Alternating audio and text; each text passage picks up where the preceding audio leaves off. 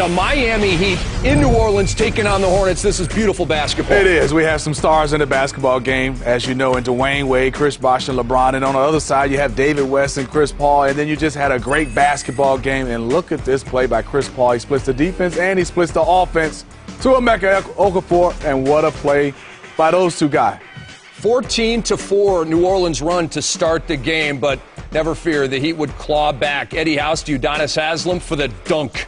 I tell you what, Miami is always going to be in games. They just have too many weapons and they play great defense. So don't ever count them out of any ball game. Haslem with menace in mind, huh? Paul saves the ball to Trevor Ariza, who finds Marco Bellinelli for the dunk. New Orleans leads 46-37. The Hornets trying to stay undefeated. And then LeBron James gets the block on Chris Paul. They're supposedly good friends, Smitty. They are, but he still has to block his shot in the game. They are competitors.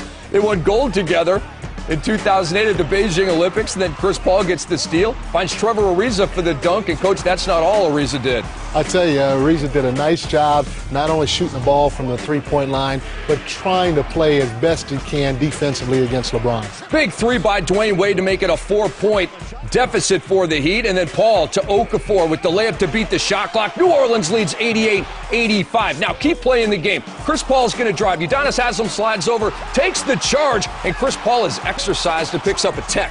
Well, he did. I think he's upset because he thought Udonis Haslem got there a little bit late. He was sliding, but you know you can't make those type of reactions. That technical, let's see at the end of the game, does it hurt the New Orleans Hornets? LeBron James with that free throw, first lead of the game for Miami, but then Dwyane Wade turns it over.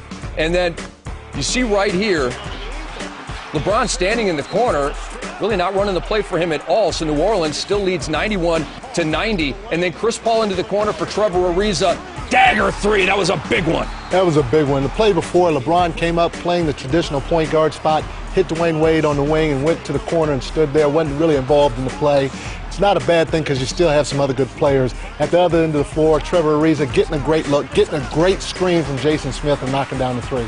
Bosh hit a three to make it interesting, and it was a three-point game at the end. Eddie House missing the potentially game-tying jumper, and you saw good friends LeBron James and Chris Paul hugging after the game. It was competitive, it was entertaining to watch, and much love between those two Warriors.